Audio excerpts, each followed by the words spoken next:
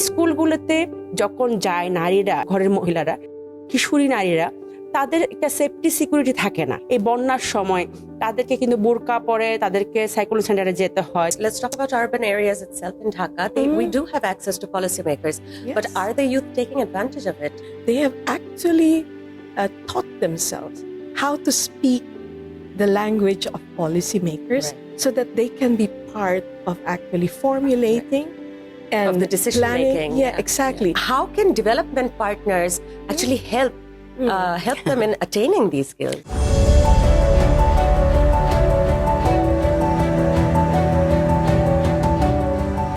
Hello and welcome to the special podcast series under Empower Voices of Resilience, implemented by UN Women in partnership with UNEP, with support from the governments of Sweden and New Zealand. This series is designed to amplify the voices of women leaders, community innovators, and key stakeholders who are working on the front lines of climate action.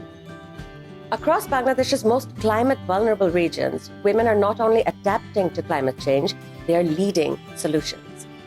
They are building resilience, pioneering renewable energy initiatives, and mobilizing communities to respond to environmental challenges. Through this podcast series, we hope to bridge grassroots realities with broader public and policy conversations, highlighting how women's leadership and innovation are shaping the future of climate resilience.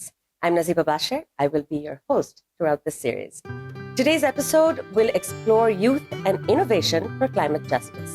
Today, we center youth as key actors in the struggle for climate justice and explore what it takes to sustain and strengthen their leadership. I'm joined today by two incredible women who bring both grassroots and policy perspectives to this conversation.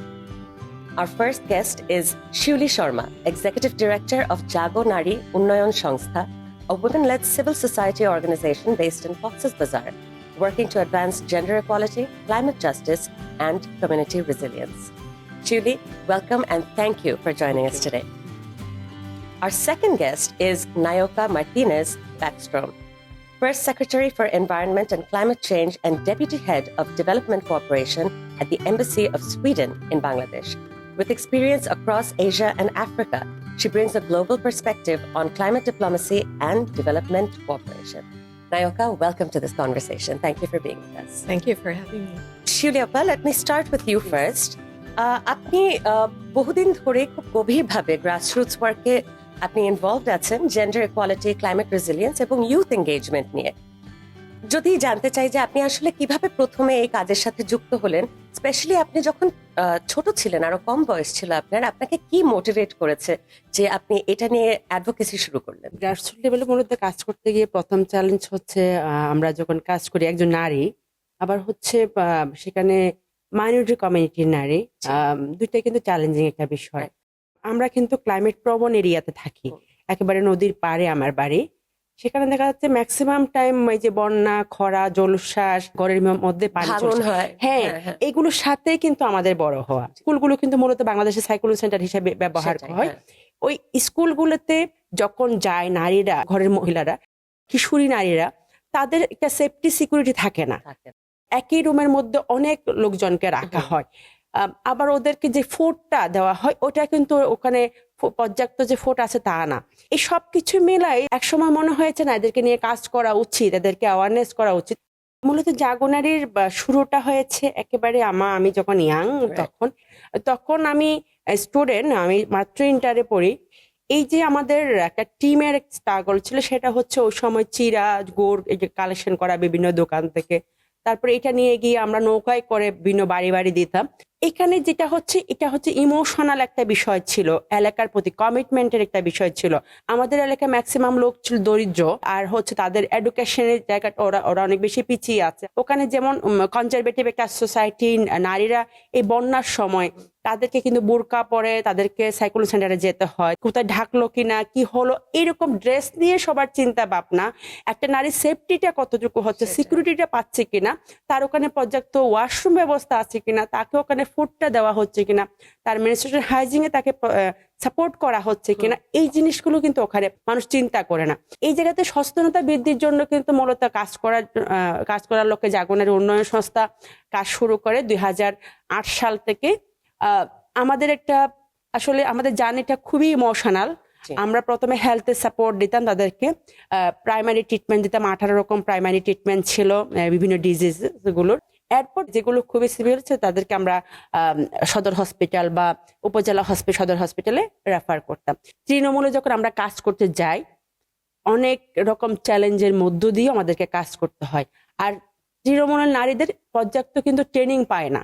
আমরা কিন্তু একেবারে যে খুব ফরম্যাটে আমাদের education নিয়ে আমরা ওই জায়গায় গিয়ে কাজ করেছি তা না, মানে একটা স্ট্রাকচারড ভাবে না, একেবারে একদমই মানে ইমোশনের জায়গা একেবারে থেকে, ইমোশনের জায়গা থেকে এদের পাশে থাকা থেকে আজকে দীর্ঘ 20 বছরে জানি জাগো নারী উন্নয়ন সংস্থার, এবং বাংলাদেশে তো বিভিন্ন জায়গায় কাজ করতেছে, এবং আমাদের মূল ভীষণের জায়গা হচ্ছে ক্লাইমেট চেঞ্জ এবং জাস্টিস, একটা বড় কম্পোনেন্ট নিয়ে আমরা কাজ করি। আপনার কাছে আবার আমি আসবো, স্পেশালি যেহেতু আপনি শুরু করেছেন অ্যাজ এ ইউথ, এখন আপনি ইউথদের সাথে কাজ করছেন, আমি এটা নিয়ে আসবো, but before that let me come to you নায়োকা। From a diplomatic and development cooperation perspective, how do you see the role of the youth in advancing climate justice agendas both nationally and globally? Yeah, so I represent a partner to Bangladesh. It is a government, right? And we have had a cooperation with Bangladesh, the Swedish government, from the very beginning. So during the time of independence, and even before that, we were very much active in the disaster response, rehabilitation, and all that work. And we also have a number of civil society organizations that mobilize and all.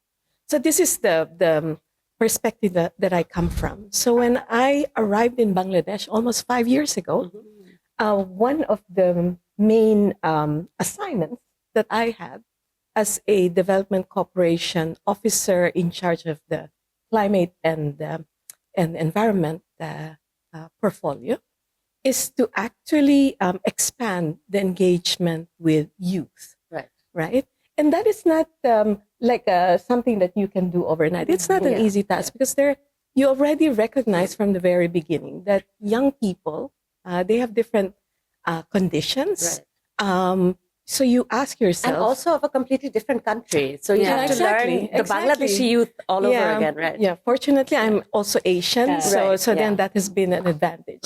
And I remember the young people, the youth networks that I met before, they were relegated to activism. So if you say youth and the climate space, it's basically young people who are out protesting, through our projects, through the many programs that we support.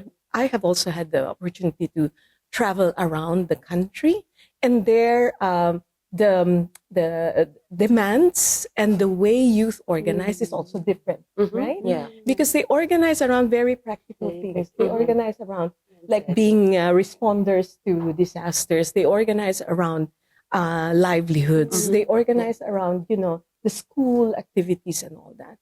So this is the kind of nuance that we try to work around with. Now, the interesting thing about youth leaders here in Bangladesh, especially those in the urban areas like Dhaka, they have very good access to policy makers. And that has changed, that has improved through the years that I've been here.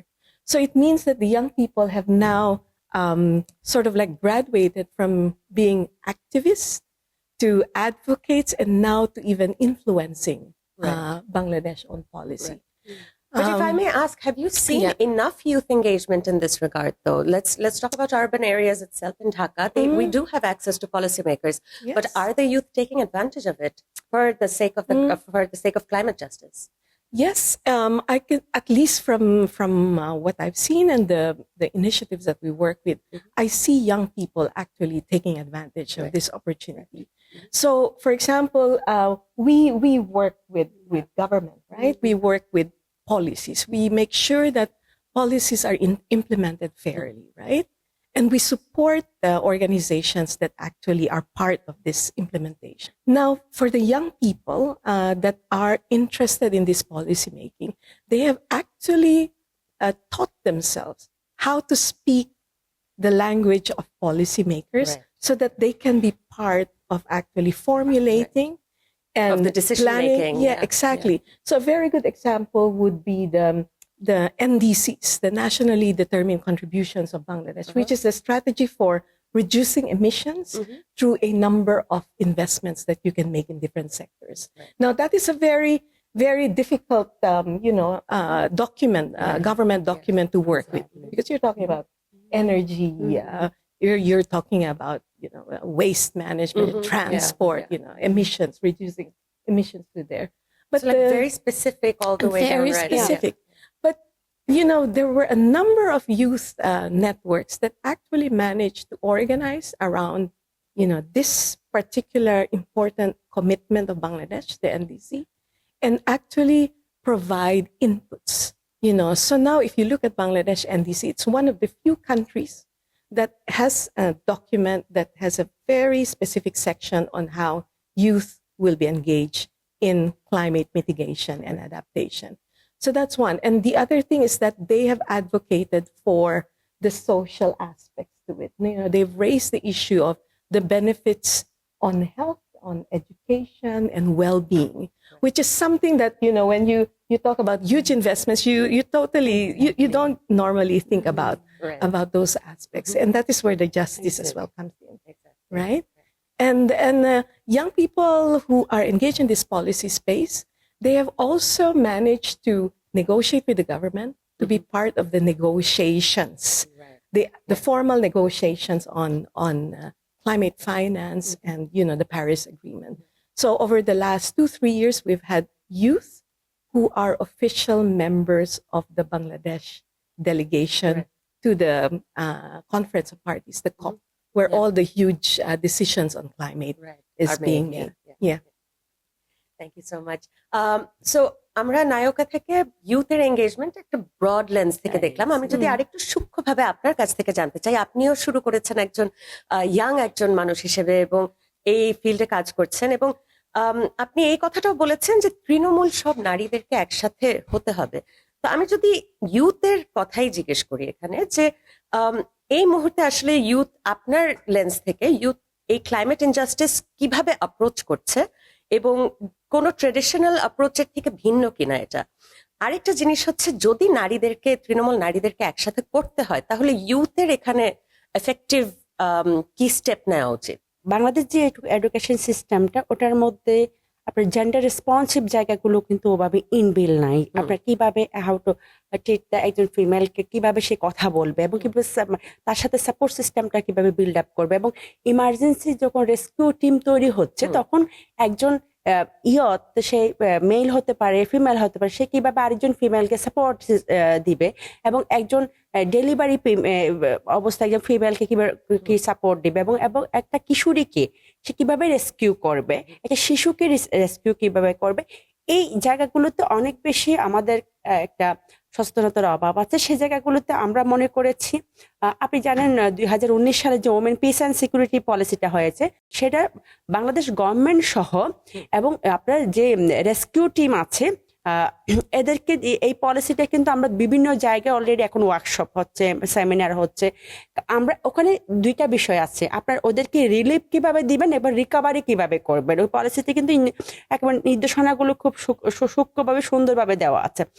এখন education সিস্টেমের মধ্যে যদি আমাদের যে পলিসিগুলো আছে, national পলিসিগুলো আছে, এবং climate চেঞ্জের যে পলিসিগুলো লং টাইম বাংলাদেশ গভর্নমেন্ট করেছে, সেটা এডুকেশন মধ্য দিয়ে সেটাকে ইনবিল্ড করে একটা পড়াশোনার মধ্য দিয়ে চেঞ্জটা নিয়ে আসা, একটা ইউথকে তৈরি করা। ইয়াং জেনারেশন যদি জানে আসলে কিভাবে তাদেরকে সাপোর্ট সিস্টেমটাকে ইনবিল্ড করবে, কিভাবে তাদেরকে দ্রুত কমিউনিটি ক্লিনিক বা সদর হসপিটালে পৌঁছাবে, তাহলে আমাদের কাছে মনে হয়েছে এটা অনেক বেশি ফলদায়ক। তারা মেসেজটা দিচ্ছে, তারা প্রাইমারি ট্রিটমেন্ট দিচ্ছে, তারা আবার তাদেরকে নিয়ে আসতেছে রেস্কিউর জন্য। আরেকটা বিষয় আমরা দেখি, যখন একজন ফিমেল তৈরি হয়, তার যখন একটা ভয়েস থাকে, ইয়াং ওমেন, সে কিন্তু তার ফ্যামিলি বা তার আশেপাশে পরিবারগুলোকে অ্যাওয়ার করতে পারতেছে দুর্যোগের পূর্ববর্তী কিরকম তোমরা প্রস্তুতি নিবা এবং কিভাবে প্রস্তুতি নেওয়া উচিত। কিন্তু আমি যদি অন্য বাধার কথা বলি, যে সামাজিক আর কি বাধার মুখে পড়ে ইউথ পপুলেশন, আসলে খুবই, আপনি জানেন বাংলাদেশে একরকম প্রথমে বলেছে জেন্ডার রেসপন্সিভ, যেহেতু কোন রকম একটা বিহেভিয়ার তৈরি হয় না, সেখানে নারী কি করবে নারী কি করবে না সেটা কিন্তু ঠিক করে দেওয়া হয়। এই জায়গাগুলোতে দেখা যায় অনেক সময় একজন নারী তার ফ্রিডম নিয়ে যে সে কাজ করবে ফিল্ডে, সেই ফ্রিডমটা হারাচ্ছে, সে আগ্রহ হারাচ্ছে। তার কিন্তু একটা উচ্চশিক্ষার জায়গাতে আপনি দেখেন শহরের মেয়েরা অনেকটা উচ্চশিক্ষিত পেলেও গ্রামে কিন্তু উচ্চশিক্ষার হার এখনো 2%। এবং এটা ডিমোটিভেশনের মতো কাজ করছে ইয়াং মেয়েদের জন্য। আপনার লং টাইম যদি একটা ডিমোটিভেশন পার্ট থাকে একটা নারীর মধ্যে, তাহলে আপনি তাকে দিয়ে রাষ্ট্রের তো একটা বড় জায়গায় আশা করতে পারেন না। এখন যেরকম সাইবার ক্রাইম গুলো হচ্ছে এবং একটা নারীকে যেভাবে বুলিং করা হচ্ছে, সাইবার বুলিং করা হচ্ছে, তাকে কিভাবে হ্যারাসমেন্ট করা হচ্ছে, এবং ইউথের নারীরাই কিন্তু অনেকটা এটার মধ্যে অনেক বেশি। আর এগুলো বিচার হচ্ছে না। আইনগত যে ধারাবাহিকতা চলতেছে এটাতে একটা লং টাইম ফেলে দেয়। আবার দেখা যাচ্ছে পাওয়ারের একটা ইনব্যালেন্স সব জায়গায় আছে। যার পাওয়ার আছে সে ন্যায় বিচার পাচ্ছে, যার পাওয়ার নাই সে ন্যায় বিচার পাচ্ছে না। এবং এখানে আনফরচুনেটলি ইউথ সবসময় একটু ব্যাকফুটে থাকে, অনেক বেশি ব্যাকফুটে থাকে। একটা ইয়াং মেয়ে, আমি যদি বলি একটা কক্সবাজারে একটা উপজেলায় একটা ঘটনা হয়েছিল আপনার বন্যার সময়ে, একটা মেয়ে সাইক্লোন সেন্টারে র্যাপ হয়েছিল, কিন্তু আপনি দেখেন সেটা সামাজিক বৈঠকের মাধ্যমে এটা মীমাংসা করা হয়েছে।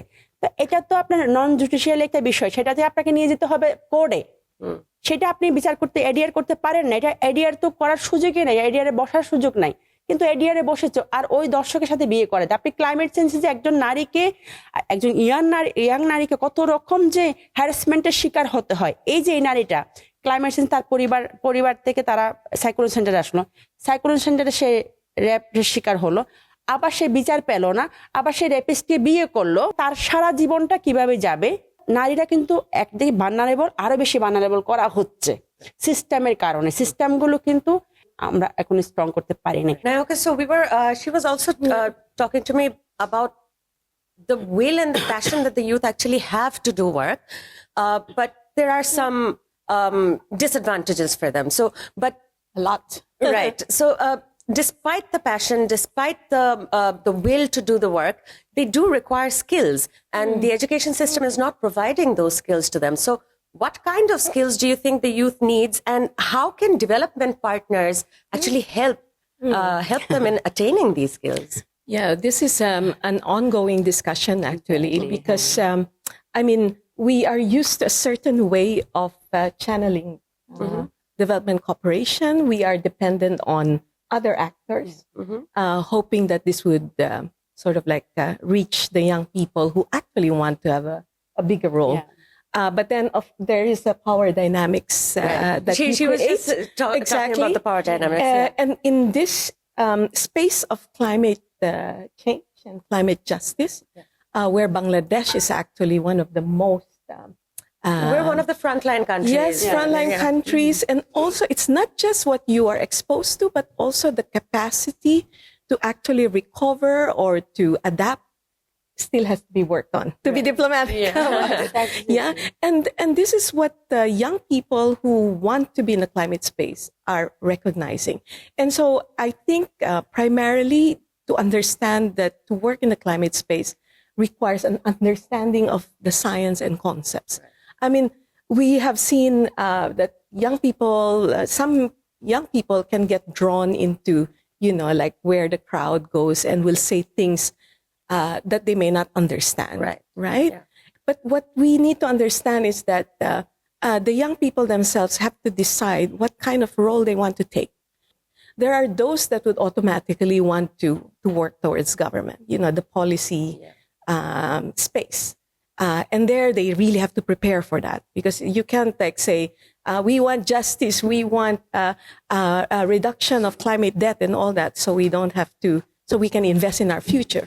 But that requires, a whole lot of training and preparation of all these other technical terms to engage in, right?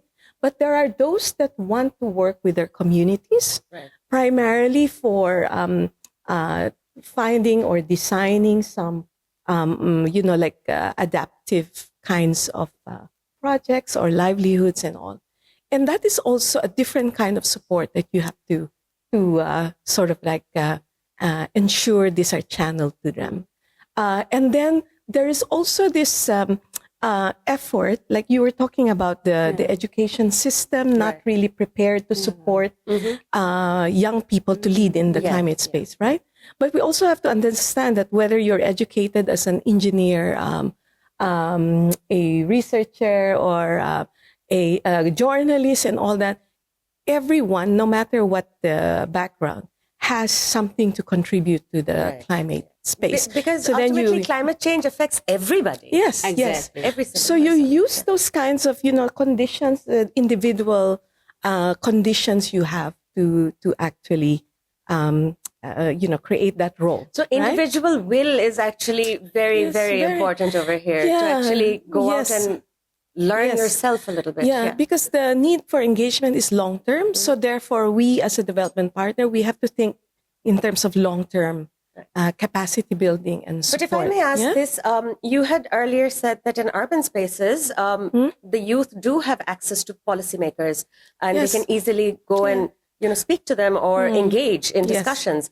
But when it comes to grassroots, how do you think development partners can help in increasing that accessibility for the youth? Yes, so there are many ways to do that. One is that the programming we do around climate engagement and climate justice has to have very clear conditions for geographic representation. Right. So, for example, that there should be young people representing, let's say, the barren area or the coastal area, because the stories and the evidence that they will put into the table will be different. Will be far more effective Yeah, as well, exactly. perhaps, And very concrete, very practical. So, for them already just to paint the picture of their situation and bring it out there for the knowledge of others, get media as well to be even more interested in this, that is a big step. So our programming has to have a very clear geographic sort of like conditioning. Yeah. And then we also have to try to be innovative in the sense that when you develop a training for young professionals or young people, for example, what is needed now is this training for future climate negotiators. Yeah. What you can do is to do the training where you have the young people, but also you have policymakers as part of the training. Right. Because the policymakers will not just teach, but they will also learn from the language and and I think both perspectives need to merge, right? The youth and the elder generation. Yes. Yeah. So as a development cooperation partner, we really have to foster this co-creation of solutions. We don't just do it on our desk and then say, here's it. Here's the something. No, but we have to somehow be sure that we are consulting government people, we are consulting community leaders. This brings me to my next question, that what kinds of partnership between governments, civil society, development partners, and communities are essential to ensure the youth-driven climate solutions are not only innovative, but also sustainable and scalable? Yeah, no, here you have to define what kind of solutions you would like to take, right? Because the solutions are also, I believe, area specific. Yeah, area specific. They're sector specific. Yeah. What is, for example, if we take the area of renewable energy, because we know that we need energy security, and we know that we need to push for a low carbon or zero carbon future for Bangladesh, right?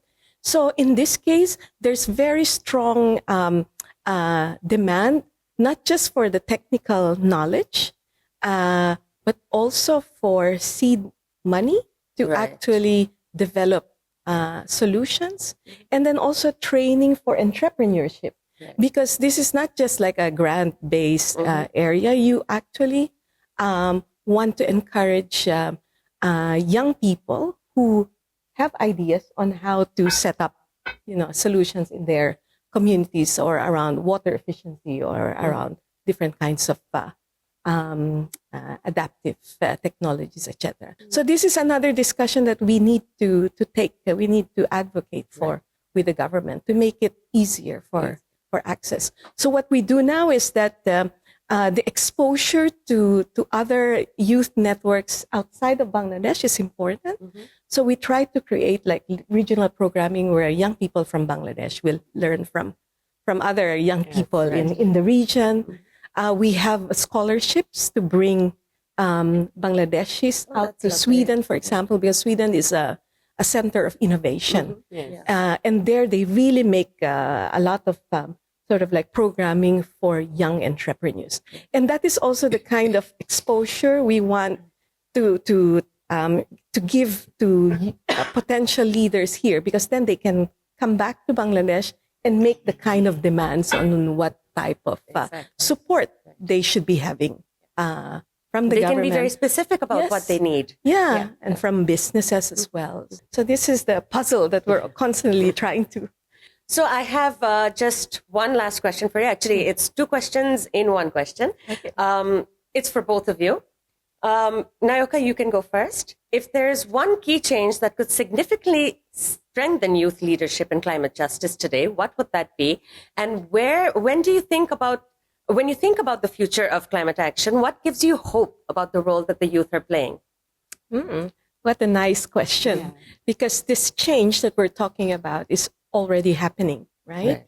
After the revolution, young people have started to feel very empowered, right? That they could actually push for massive change. Right. Just like 4 years ago, when I would ask a young person, what would you like to be? What is your ambition? What would you like to be when you grow up? Nobody would say they would like to enter politics. I never heard that. But now you can actually hear young people say, I want to be the next MP for, climate or environment or energy or something. So it means that to become a leader of their own country with a lot of responsibility is possible for them now, regardless of their economic circumstance, right? But we also have to understand that young people will put their heart and soul into something they believe in. So many of the youth networks that we work with, they work as volunteers. And we want to make sure that this is not abused or taken advantage of by the more organized entities. If we could just, find ways to give them the kind of resources that they themselves will control, that they make decisions on, then I'm sure, a 1 taka investment in a youth network will produce, let's say, 50, 100 taka of benefits. That's how, I believe in the kind of creativity, resourcefulness, and energy that young people have. Now, I hope that this momentum continues. I hope that in this current administration, that the space will not shrink again, because we see that happening for women leadership, and that is very concerning. Already previously, there are so many barriers for young women to join the climate space, not least, their security, personal security, for example, and the fact that they have to keep on justifying to their own families that they have to be out there to make a difference. So these are the kind of, challenges that we have to continue working on. So I'm still very optimistic, because the young people will not, they usually don't lose hope. I do agree with you that it's a challenge to deal with local government institutions because of the very deeply ingrained traditional politics that govern our local administrations. But we do have good examples of programming through the UN agencies, for example, and through networks where you are part of, where we can actually see how, if the young people work well with other, let's say, women's groups and other interest groups, they could actually push for a number of changes together, and not least, the allocation of the kind of resources needed for local communities to be adaptive to climate change. Thank you so much. আপা, আপনার কাছে একই প্রশ্ন যে তরুণদের leadership climate জাস্টিসে যদি এটা আমরা চালাতে চাই বা এটা দেখতে চাই, তাহলে সমাজে আসলে কি একটা পরিবর্তন আপনি দেখতে চান? এবং আরেকটা জিনিস হচ্ছে, আপনার তরুণদের যে লিডারশিপ বা রোল প্লে করছে ক্লাইমেট জাস্টিসে, ওদের ফিউচারে কি আশাবাদী রাখছে আপনাকে? আশা কি দিচ্ছে? ডিসিশন মেকিং জায়গাগুলোতে তাদের একটা কন্টিনিউ এঙ্গেজমেন্ট প্রয়োজন। কারণ আপনি ডিসিশন মেকিংটা এমন একটা জায়গা, ফলো আপের একটা বড় জায়গা থাকে, সেই জায়গাগুলোতে ইয়তদেরকে বিশেষ করে তাদেরকে ইয়াং ওমেন এবং ইয়াং বয় ওদেরকে এঙ্গেজমেন্ট এনশিওর করতে হবে। সেকেন্ড যে বিষয়টা, ওদের লাইভলিহুডটা, যেমন ওদের পরিবারের কিন্তু অনেকে লাইভলিহুড হারাচ্ছে ক্লাইমেট চেঞ্জের ফলে। একটা মানুষ যখন খেতে পারে না, আপনি তখন কিন্তু তার কাছ থেকে লিডারশিপ আশা করতে পারেন না। এমপাওয়ারের প্রথম জায়গা হচ্ছে তাকে তার লাইভলিহুডটা এনশিওর করা। আপনি যে ফিশিং কমিউনিটি আছে কক্সবাজারে, ফিশিং কমিউনিটির ম্যাক্সিমাম জেলেরা কিন্তু বছরে তাকে একটা সময় তাদের কোনো কাজ থাকে না, তারা দাদন নেয়। এই দাদনের টাকা শোধ করতে তাদের ফ্যামিলির নারী থেকে শুরু করে শিশু, বিদ্যা সবাই কিন্তু ওই কাজের মধ্যে এঙ্গেজ হয়ে যায় বছরের পর বছর। আরেকটা বিষয় হচ্ছে তাদের মেয়েগুলো বাল্য বিবাহ হচ্ছে, সেফটি সিকিউরিটি রিজন। আবার হচ্ছে তারা ওখানে এই যে সারা জীবন তারা ঋণগ্রস্ত, এই কারণে কিন্তু বাচ্চা মেয়েদেরকে বিয়ে দিয়ে দিচ্ছে, ফাইন্যান্সিয়াল সমস্যা। এটার জন্য তারা বাচ্চাদেরকে বিয়ে দিয়ে দিচ্ছে। এখানে চাইল্ড ম্যারেজ যেরকম হচ্ছে, পাশাপাশি হচ্ছে আপনার বিভিন্ন শিশুদের উপর শিশু স্বাস্থ্য হানি করা। আসলে এখানে পুরো বিষয়টা যদি আমাদের কাজ করতে হয়, সচেতনতার কোনো জরুরি নেই। আর ইনস্টিটিউট ডেভেলপ করা, লোকাল ইনস্টিটিউট ডেভেলপ করা, এগুলোকে ডেভেলপ করা যে জায়গাটা, সেটা হাতে নিতে হবে। আপনি সাস্টেনেবিলিটি মডেল যদি চিন্তা করেন, এখন কিন্তু ডিজিটাল যুগ, আপনাকে চেইন তৈরি করতে হবে লোকাল টু গ্লোবাল। হ্যাঁ, চেইনটা তৈরি করা হতো। আর এটা যেভাবে হোক না কেন, তাদেরকে আসলে একটা সচেতনতা প্রশিক্ষণের মধ্য দিয়ে এই মুহূর্তে তাদের যাতে লাইভলিহুড এনশিওর হয়, তাদের এডুকেশন এনশিওর হয়, তাদের হেলথ এনশিওর হয়, সেই জায়গাটা আমাদের সবারই, সরকার তথা যারা ডোনার এজেন্সি আছে, যারা গ্লোবাল এজেন্সি এখানে ক্লাইমেট চেঞ্জ নিয়ে কাজ করে, তাদেরকে মনোযোগ হতে হবে। পাশাপাশি সবাইকে, সব বিজনেসম্যান থেকে শুরু করে পলিটিক্যাল লিডার, তারপরে আমরা যারা ডিসিশন মেকিং এর জায়গায় যারা আছি, মূলত গভর্নমেন্ট, তাদেরকে অনেক বেশি সচেতন হতে হবে।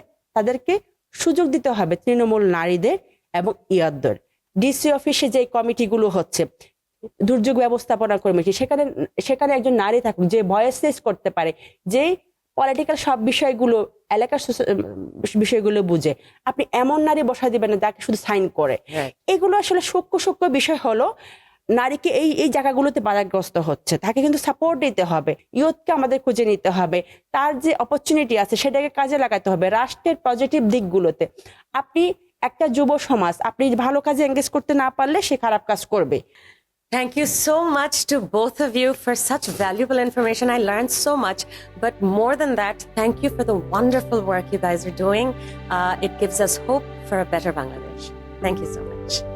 Thank you. What this conversation reminds us is that the youth are no longer the leaders of tomorrow. They're already leading change. But to make that leadership sustainable, what they need are the right resources and our undying support from all sectors of society. Thank you for being with the Empower podcast series. Until next time, thank you for listening.